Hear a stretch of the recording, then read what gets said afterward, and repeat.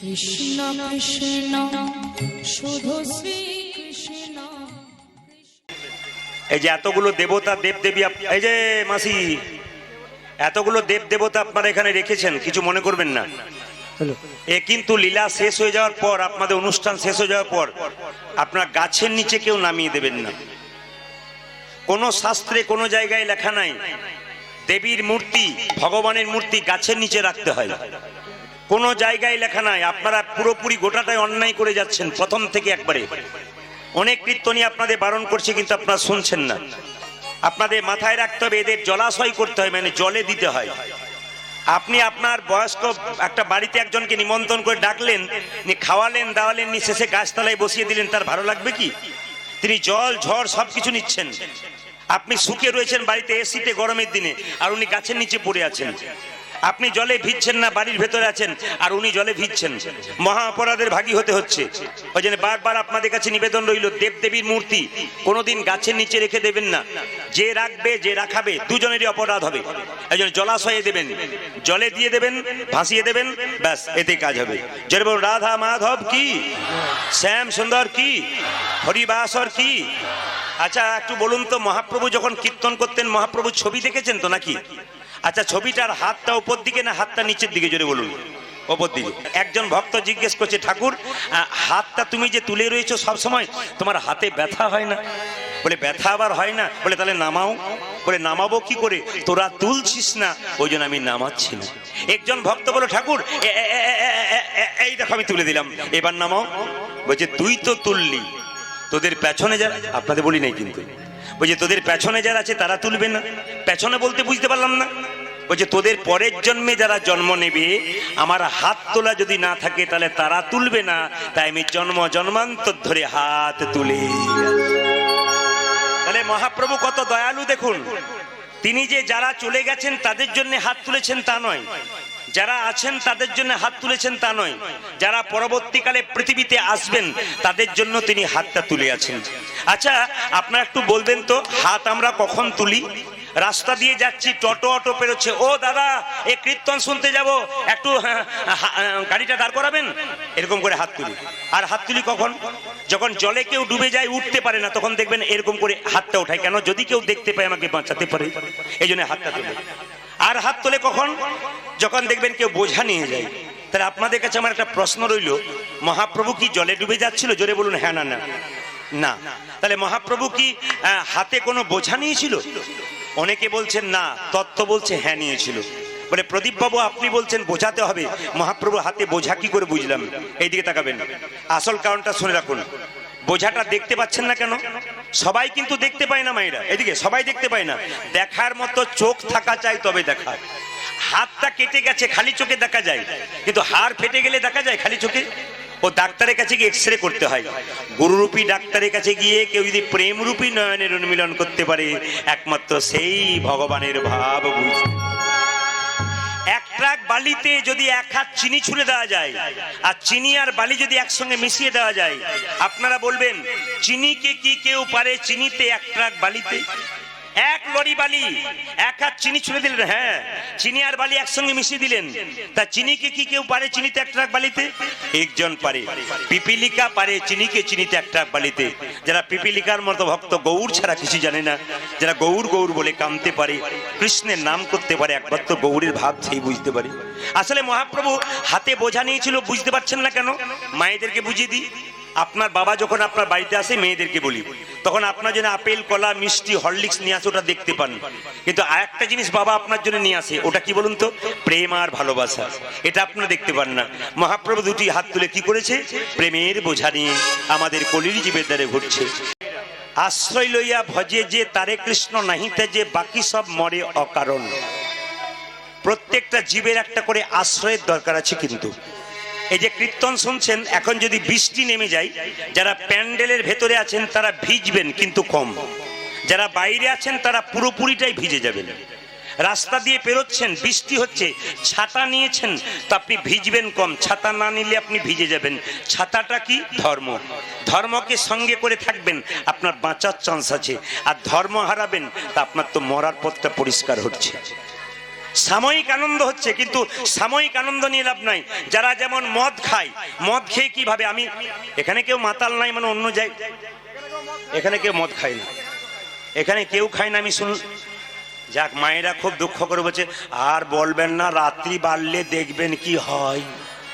একবার রাসলীলাটা শুরু হোক, তারপর দেখবেন পার্টি কেমন আসে এখানে। একবার খালি রাসে দেখবেন পার্টির সংখ্যা কেমন।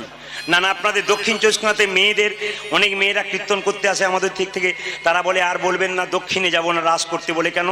খালি বলে নাচো, তুমি নাচো। যত ও বেচারার কি জীবন শেষ হয়ে যায়। এই জন্য আপনাদেরকে বলি, রাস কিন্তু নৃত্য নয়, রাস ভাবের জিনিস, ভাবের নৃত্য। খুব ঝাপাং ঝাপাং করে ঝাঁপিয়ে দিলাম, শরীরটাকে পরিশ্রম করে দিলাম, আপনারা ভাবলেন দিব্যি করলাম, এটা কিন্তু রাস নয়। যারা প্রকৃত ভক্ত তারা রাস তত্ত্ব বোঝে, রাসের ভাবের নৃত্য হয়, ওই নৃত্য কিন্তু হয় না। এই জন্য আপনাদের বারুইপুর এলাকাটা খুব ভক্তির জায়গা আমি জানি, কারণ এই এলাকাতে আমি বহু জায়গাতে 4 বছর আগে 2-4 জায়গায় করে গেছি। আপনার মদনপুর বলে একটা জায়গা আছে, আমি ওখানে এসেছিলাম, আমি জানি পরিবেশগুলো ভালো। আপনাদের বোঝাতে চাই, আশ্রয় লইয়া ভজে যে তারে কৃষ্ণ নাহিতে যে বাকি সব মরে অকারণ। আচ্ছা মায়েরা, বাড়িতে কলাই ভাঙার জাঁতা ছিল আপনাদের? জোরে বলুন হ্যাঁ না না। আচ্ছা, এখন আর নেই মনে হয়। আচ্ছা বেশ, আপনারা দেখেছেন তো? আচ্ছা, জাঁতার মাঝে ফুটো থাকে, সবাই জানে। আচ্ছা একটু বলবেন তো, 5টা থাকে না 7টা থাকে? 2-4 জন ভাবছে। না না, একটা নয় কিন্তু, এই দেখুন, ঠিক ঠিক ঠিক ঠিক ঠিক। অনেকে ভেবেছে একটা না হলে 2টো হবেই। আচ্ছা, জাঁতার মাঝে 2টো ফুটো থাকে, একটা মাঝে একটা পাশে। আচ্ছা, মাঝের ছিদ্রতে কি ভরা হয়? একটা কাঠের গঞ্জ, হ্যাঁ। আর পাশের ছিদ্রতে কলাই দানাগুলো ঘুরে বনবন বনবন করে ঘুরিয়ে দেওয়া হয়। এখন এইদিকে তাকাবেন, জাঁতাটা যখন তুলবেন তখন দেখবেন কিছু কিছু কলাইয়ের দানা ভেঙে গুড়ি গুড়ি হয়ে গেছে, আর কিছু কিছু কলাইয়ের দানা অর্ধেক ভেঙেছে অর্ধেক ভাঙেনি, আর কিছু কিছু কলাইয়ের দানা দেখবেন গোটাকে গোটা রয়ে গেছে। যদি বাড়িতে কলাই ভাঙার জাঁতা আছে, একজন মা হাত তুলে বলুন তো, কোন কলাইয়ের দানাগুলো একবারে গোটা থেকে যায়, ভাঙে না? জাঁতার মাঝে যে গঞ্জ আর গঞ্জের চারিপাশে যে কলাইয়ের দানা, তারা কিন্তু গোটাকে গোটা রয়ে যায়। গঞ্জ থেকে সরেছে কিনা ভেঙেছে। এখানে তত্ত্ব কি দাঁড়ালো? সংসার একটি জাঁতা, আমরা মানুষগুলো হলাম সব কলাইয়ের দানা। এই সংসার জাঁতাটা ঘুরছে, যে সমস্ত ভক্ত কলাইয়ের দানা সংসার জাঁতার মাঝে গঞ্জ নামক গুরুকে আশ্রয় করেছে আর গোবিন্দ ভজনা করছে, একমাত্র তারাই গোটা। তার মানে আপনারা যারা গুরু মন্ত্র নিয়েছেন, এদিকে মায়েরা, শুধু মন্ত্র নিলে হবে না, মন্ত্রটাকে সাধন ভজন করতে হবে, উন্নতি হবে। এই যে বাচ্চা ছেলেরা কীর্তন শুনছে, মাস্টারমশাই পড়াশোনাটা দেবে, মুখস্থ করবে, তবে কিন্তু পরীক্ষায় ভালো রেজাল্ট করবে। আপনাকে মন্ত্র দিলে আপনি লোকের কাছে বলে বেড়ালেন আমি মন্ত্র নিয়ে নিয়েছি, ও নেওয়ার দাম নাই, বাক্সের ভেতরে ভরে রেখে দিলেন, লাভ নাই। একটা প্রমাণ দিয়ে দিই, একটা ছেলে একটা গুরুর কাছে গিয়ে বলল আপনার কাছে আমি মন্ত্র নেবো। যখনই বলেছে মন্ত্র নেবো, তাহলে বলছে আমার বাড়িতে থাক, ঘাস কাট, গরুর মানে খড় কাট, গরুর সেবা কর, তোকে সময় হলে মন্ত্র দেবো। 12 বছর ধরে সেবা করতে করতে একদিন ছেলেরা জিজ্ঞেস করলো, আচ্ছা গুরুদেব একটা কথা জিজ্ঞেস করব, গরুর মতো খালি খাটালেন আমাকে, কিন্তু মন্ত্র তো দিলেন না। বলে এইবার তোকে দেবো, সুযোগ হয়েছে, তবে তোকে একটা কাজ করতে হবে। বলে কি? দেখাই দেখাই দেখাই দেখ, তোকে একটা কাঠের বাক্স দিলাম, এই বাক্সটা তুই আমার গুরু ভাইয়ের কাছে 1 কিলোমিটার দূরে নিয়ে যা, গুরু ভাইয়ের কাছে। কিন্তু খুলে দেখবি না এর মধ্যে কি আছে, খুলে দেখলে কিন্তু বিপদ আছে, আর খুলে দেখলে কিন্তু চলবে না। এই বাক্সটা লাগিয়ে দিলাম আমি, তালা দিলাম না, তুই মাথা করে নিয়ে যা 1 কিলোমিটার পর্যন্ত, দেখবি তো খুললে চলবে না।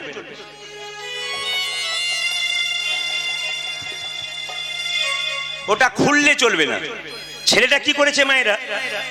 ঠিক আছে, আপনি প্রণাম করবেন না, বয়স্ক মানুষ। হরে কৃষ্ণ। তো খুললে চলবে না, ও 1/2 কিলোমিটার নিয়ে গিয়ে মনে মনে ভাবছে খুলতে বারণ আছে, দেখতে তো বারণ নাই, আমি নেবো না, চুরি করবো না, দেখে নেবো। মায়েরা, যেই না বাক্সটা খুলেছে, একটা জিনিস ছিল হুশ করে বেরিয়ে চলে গেছে। ওটাতে কি ছিল জানেন?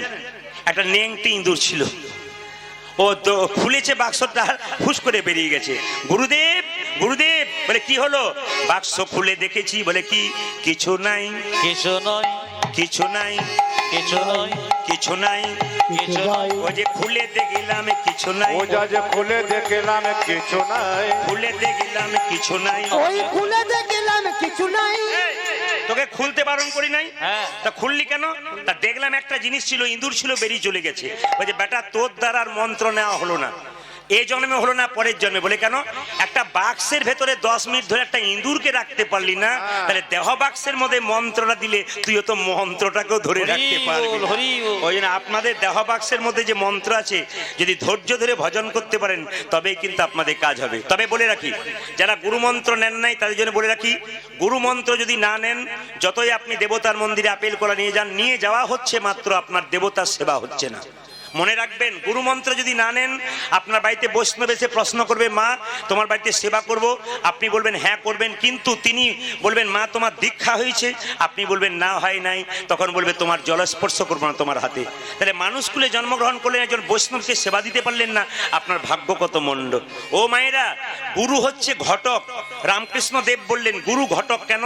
ছেলে আর মেয়ের মাঝে, বিয়ের মাঝে একজন থাকে, সে ঘটক। ভক্ত আর ভগবানের মিলনের মধ্যে যে থাকে তিনি হচ্ছেন গুরু। এই জন্য গুরু মন্ত্র যতক্ষণ না নেবেন আপনার দেহ শুদ্ধ হবে না, আপনি ভক্ত হতে পারবেন না, আপনি ভগবানের সেবা করতে পারবেন না। তাই যারা গুরু মন্ত্র নেন নাই তারা নিয়ে নেবেন। তবে একটা কথা, গুরু মন্ত্র নেবেন যাত্রার কাছে নেবেন না। আপনি বারুইপুরের বাজার থেকে একটা 100 টাকা জিনিস কিনতে গেলেন, 5 বার চিন্তা করছেন নেব কি নেব না, ভালো হবে না মন্দ হবে। আপনার ছেলেকে স্কুলে ভর্তি করছেন, ভালো স্কুল বটে তো চিন্তা ভাবনা করছেন। সেরকম জীবনে গুরু করতে গেলে বেছে বেছে করবেন, যাকে তাকে করবেন না। আমার যে গুরু হবে সে কৃষ্ণ তত্ত্ববেত্তা হবে কিনা, তার কাছ থেকে বসলে কিছু শান্তি পাবো কিনা। ও মায়েরা, গুরুর কাছে বসলে জ্বালা পাওয়া যায় না, শান্তি পাওয়া যায়, তার বাণীতে শান্তি পাওয়া যায়, তার কাছে বসলে কিছু জানতে পারেন। যেমন চৈতন্য চৈতামিত বলেছে, গুরু যে শুধু ব্রাহ্মণ হবে তা নয়, যে কোনো জাতে গুরু হতে পারে, কিবা বিপ্র কিবা শূদ্র, ন্যাসিক জ্ঞানে নয়, কৃষ্ণ তত্ত্ববেত্তা যেই সেই গুরু হয়। শুধু যে ব্রাহ্মণ গুরু হবে তা নয়, যে কৃষ্ণ তত্ত্ব ভালো জানে সেই গুরু হবে, তার কাছে মন্ত্র নিলে আপনার জীবন ঠান্ডা হবে। তবে হ্যাঁ, শাস্ত্র বলেছে, পদ্মপুরাণ কিন্তু বলে দিয়েছে, কি বলে দিয়েছে? পদ্মপুরাণে বলেছে যে গুরু যে কথাগুলো বলছে সেগুলো নিজে মানছে কিনা দেখবেন। গুরু আপনাকে বলছে একাদশী কর, ও বেটা নিজেই করছে না। গুরু আপনাকে বলছে সকাল 6টায় উঠবি, ভগবানের নাম করবি, ও নিজেই 9টার সময় উঠছে। ওর কথাগুলো কেমন হবে? সাপের বিষের মতো। এক বাটি দুধে সাপ যদি মুখ দিয়ে দেয়, তাহলে যেমন দুধটা বিষ হয়ে যায়, ঠিক সেরকম যারা ভালো ভালো কথা বলে কিন্তু মানে না, তারা কিন্তু তাদের কথাগুলো বিষ হয়ে যায়। রামকৃষ্ণ পরমহংসদেব বলল গুরু দু প্রকার, একটা কাঁচা একটা পাকা। কাঁচা গুরুকে মন্ত্র দেবার আগে চুক্তি করে যে আমার কাছে মন্ত্র নিবি নে, দক্ষিণা কি লাগবে? 500 টাকা, 1 বস্তা চাল, 2 সোনার জিনিস, তোর গুরু মায়ের শাড়ি, আমার ধুতি পাঞ্জাবি, যা দিবি তাই যাবে সঙ্গে। আপনাকে মন্ত্র দিল, টাকা পয়সা চাল ডাল নিয়ে ওই যে চলে গেল, আপনার বাড়ির দিকে মুখ করলো না, ইনি কাঁচা গুরু। পাকা গুরুকে মন্ত্র দেবার আগে চুক্তি করে যে ঠাকুর আমি মন্ত্র নেবো, নে, দক্ষিণা কি লাগবে? কিচ্ছু না। কেন? আমি যে তোর বাবা, তুই যে আমার ছেলে, তোর যে সব কিছু আমার, আবার দিবি কি? এইরকম গুরুর কাছে মন্ত্র নেবেন যে চাইবেই না, আপনার নিজেই ইচ্ছা হবে দিতে। গুরু বাবা যেমন মেয়ের কাছে কিচ্ছু চায় না, মেয়ে যেমন আদর করে দেয়, বাবা যেমন ছেলের কাছে কিচ্ছু চায় না, ছেলে যেমন আদর করে দেয়, গুরু যারা পাকা হবে তারা কোনদিন চাইবে না। চতুর্দশী শুরু হলো। বারাণসীতে একজন ব্যাদ ছিল, সে প্রত্যেক দিন শিকার করতে যেত। তো একদিন শিকার করতে গেছে, সেদিন শিব চতুর্দশীর দিন।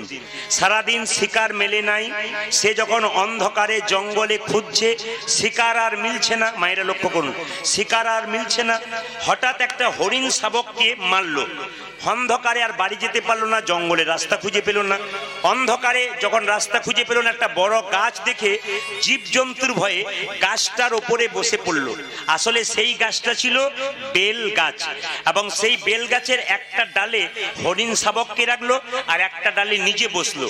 আর বসে বসে ওই ব্যাদ চিন্তা করছে, আজকে সারাদিন আমি কিছু খেতে পেলাম না, 1 গ্লাস জলও পেলাম না, আমার স্ত্রী পথপানে চেয়ে বসে আছে, এখনই আসবে, কই আমি তো যেতে পারলাম না, সেও আমার জন্য কিছু খাবে না, তার অবস্থা কি হবে? এই কথা ভাবতে ভাবতে ব্যাধির চোখ থেকে 2 ফোঁটা জল বেলপাতাতে পড়লো। আর সেই বেলপাতাটা যখন নিচে পড়লো, ওই গাছটা নিচে একটা শিবলিঙ্গ ছিল, ওই শিবলিঙ্গের উপরেই পড়েছে। আসলে সেদিন শিব চতুর্দশীর ব্রত কিন্তু তার হয়ে গেল, অজান্তে সে বুঝতেই পারলো না। সকাল বেলায় হরিণ মৃত শাবকটাকে নিয়ে তার স্ত্রীকে গিয়ে বলল, আমি মরি নাই, বেঁচে আছি, বেলগাছের উপরেই ছিলাম, এই দেখো এটাকে রান্না করো, আমি স্নান করে আসি, সেবা করব। যখনই রান্না করে রেখেছে সেবা করতে যাবে, সেবায় বসতে যাবে, একজন ব্রাহ্মণ এসে বলল 4 দিন খাই নাই, কিছু ব্যবস্থা করে দাও। সেই দিন সেই ব্যাধ কি করলো, নিজে না খেয়ে হরিণ শাবকের মাংস দিল না, ব্রাহ্মণকে আর যে সবজি নিরামিষ রান্না করা হয়েছিল সেই সবজিটা তাকে তুলে দেওয়া হলো। যখনই তুলে দিল ব্রাহ্মণ আশীর্বাদ করলো, বা তোমার অনেক হোক। এক সময় বৃদ্ধ হয়ে গেল ব্যাধ, তখন তার মৃত্যু হয়ে গেল। মৃত্যুর পরে ব্যাধ তো প্রত্যেকদিন স্বীকার করেছে কত প্রাণী মেরেছে, কত প্রাণীর প্রাণ হত্যা করে দিয়েছে, কিন্তু তার মৃত্যুর পরে যমদূতরা পা ধরে টানছে আর শিবদূতরা হাত ধরে টানছে কৈলাসে নিয়ে যাবে বলে। যমদূতরা বলছে না না, আমরা দেব না। কেন? এ তো প্রচুর শিকার করেছে, প্রচুর জন্তু নষ্ট করেছে, প্রচুর জীবকে মেরেছে, একে আমরা দেব না। সঙ্গে সঙ্গে কৈলাস পর্বতের বাবা শিব ওখানে নিয়ে গিয়ে যখন দূতরা নিয়ে গেল, বলল এ যে শিব চতুর্দশী ব্রত করেছে, যত অপরাধ করেছে, একটা ব্রতের দ্বারা তার সমস্ত অপরাধের ফল লাভ হয়েছে। ওই জন্য আপনাদেরকে বলে রাখি, আপনারা যারা শিব চতুর্দশীর ব্রত করেছেন তারা খুব ভালো করেছেন, যারা করেন নাই, তবে একটা কথা বলি মায়েরা, শিবের প্রসাদ খাওয়া যায় না, কিন্তু বৈষ্ণবরা শিবের প্রসাদ খায় না। তবে একটু ছোট্ট করে আপনাদের বলে যাই, আপনারা যদি আমার কথাগুলো একটু বিস্তারিত শুনবেন তাহলে আপনাদের একটা জায়গা বলে দিই। যারা মোবাইল আছে, যাদের স্ক্রিন টাচ মোবাইল আছে, বড় মোবাইল, তাদের জন্য বলি, আপনারা গোবিন্দ বল্লভ শাস্ত্রী বলে একজন বৃন্দাবনের বড় পাঠক আছে, আপনি গোবিন্দ বল্লভ শাস্ত্রী সার্চ করবেন, দেখবেন শিবের প্রসাদ খাওয়া যায় না, ব্যাখ্যা করছিলেন, আমি একদিন দেখছিলাম। ওইটা আপনাদের ছোট্ট করে বলে রাখি, বলছে শিবের প্রসাদ খাওয়া যায় না। বলবেন কেন খাওয়া যায় না? একটু লক্ষ্য করুন। বলছে মা পার্বতীর অভিশাপ আছে। আবার অন্য জায়গাতে আরেকটা, আমাদের হিন্দু ধর্মে বিভিন্ন নীতি আছে, বিভিন্ন বই বিভিন্ন কথা আছে। ওই জন্য রামকৃষ্ণদেব একটা সুন্দর কথা বলেছে, তর্ক করলে হবে না, যত মত তত পথ। আপনি যত বই পড়বেন তত বিচার আপনার বেড়ে যাবে। যেমন রামকৃষ্ণদেব একটা গল্প করছিলাম, একটু লক্ষ্য করবেন। রাম আর শ্যাম দুজনে আম বাগানে গেছে আম খাবার জন্য। তো মালি তো আম গাছগুলোকে মানে আগলে আছে। তো রাম গিয়ে মালিকে জিজ্ঞেস করছে, এখানে কত আম হয়? বলে 10 কুইন্টাল আম হয়। কত টাকা হয়? 10,000 টাকা হয়। বাহ! ও খালি মালির সঙ্গে হিসাব করছে, কত আম গাছ, কত আম, কত টাকা। আর শ্যাম কি করলো? মালির সঙ্গে পরিচয় করলো, একটা করে আম তুললো আর খেতে লাগলো। কে বেশি বুদ্ধিমান, রাম না শ্যাম? জোরে বলুন, কে বেশি বুদ্ধিমান? শ্যাম বেশি বুদ্ধিমান। রাম খালি হিসেব করলো। ওই জন্য আমরা যারা বেশি বইপত্র পড়াশোনা করি তারা শুধু হিসেবই করলাম, কিন্তু ভক্তি যাদের আছে ভগবানকে, ওরা শুধু ভগবানের নাম করলো আর জীবনে সংসারে কর্ম করলো, এরাই কিন্তু আসল ভক্ত হয়ে গেল। বেশি বিচার করতে গেলে বিচার চলে আসে। তো বলছে শিবের প্রসাদ কখন খাওয়া যায় না? আপনার লক্ষ্য করুন মায়েরা, একা শিবলিঙ্গ বাড়িতে একটা রাখতে নেই, একটা শিবলিঙ্গ বাড়িতে রাখতে নেই, মানে একটার বেশি দুটো রাখতে নেই। যদি শিবের ছবি পুজো করতে পারেন তাহলে আপনাদের ভালো হয়। আমি আগেই বললাম, আমি যেখান থেকে বলছি জায়গাটার নাম কিন্তু বারবার বলে দিচ্ছি, গোবিন্দ বল্লভ শাস্ত্রী। আপনারা দেখবেন, ইউটিউবে সার্চ করে, বৃন্দাবনের একজন ভাগবত পাঠক, সেখান থেকে শুনছিলাম। এইদিকে গণেশের ছবি, বাড়িতে গণেশের মূর্তি দুটোর বেশি তিনটে রাখতে নাই। নারায়ণ শিলা একটার বেশি দুটো রাখতে নাই। তবে বলি, আপনি শিবের প্রসাদ খেতে পাবেন কখন? শিবের পাশে যদি নারায়ণকে রাখতে পারেন, শিবের পাশে যদি কৃষ্ণকে রাখতে পারেন, যদি কৃষ্ণের পুজো হয়, নারায়ণের পুজো হয়, সেই প্রসাদটা আপনারা যদি পান তাহলে আপনার লাভ হবে। একা শিবের প্রসাদ নয়, নারায়ণকে সামনে রেখে যদি পুজো করতে পারেন তাহলে শিবের প্রসাদটা আপনার, কেন ভগবানের প্রসাদ। একজন পদকর্তা বলছে, দেখো দেখো মহাপ্রভু হাতটা তুলে বোঝা নিয়ে যাচ্ছে কিসের? প্রেমের। তোরা এই যে কিভাবে প্রেমের, তোমরা লৌরে কি শরীর প্রেম, শরীর প্রেম নিতাই ডাকে আই, তোমরা নরে কি শরীর প্রেম নিতাই ডাকি লৌরে কি শরীর প্রেম নিতাই ডাকে আই। ও তোমরা লরে কি শরীর প্রেমে নিতায় ডাকে যায়। ও যে নিতাই ডাকে আয় আয় প্রাণ গৌরী ডাকে আই। ওরে নদীর বসি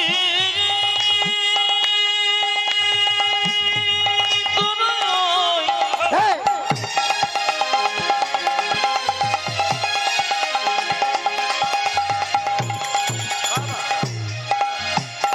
এই মধুমাখার নামে কে কি নিবি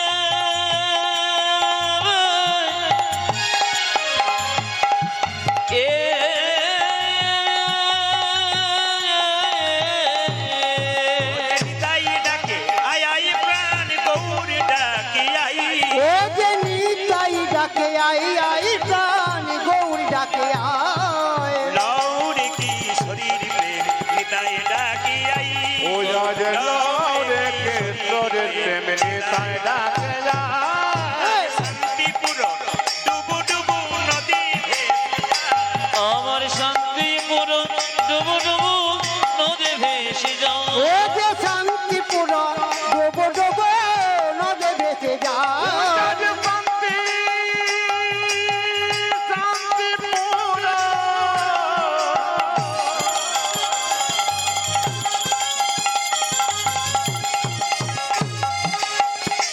ও আজ শান্তিপুর ডুবু ডুবু নদে ভেসে যায় শান্তিপুর ডুবু ডুবু নদী ভেসে যাই ও যে শান্তিপুর ডোবো ডোবো নদে ভেসে যায় কুলি ভাঙিয়া ঢেউ আসিয়া লাগিল গোড়ার গাই আবার কুলি ভাঙিয়া ঢেউ আসিয়া লাগিল গোরা গায় কুলি ভাঙিয়া ঢেউ আসিয়া লাগিল গোড়ার গাই ও আজ কুলে ভাঙিয়া ঢেউাতিয়া লাগিল গোড়া লাউরে কি শরীর প্রেম নিতাই ডাকি আই আজ লরে কিশোরের প্রেমে নিতাই ডাকি আয় দয়াল নিতাই আমার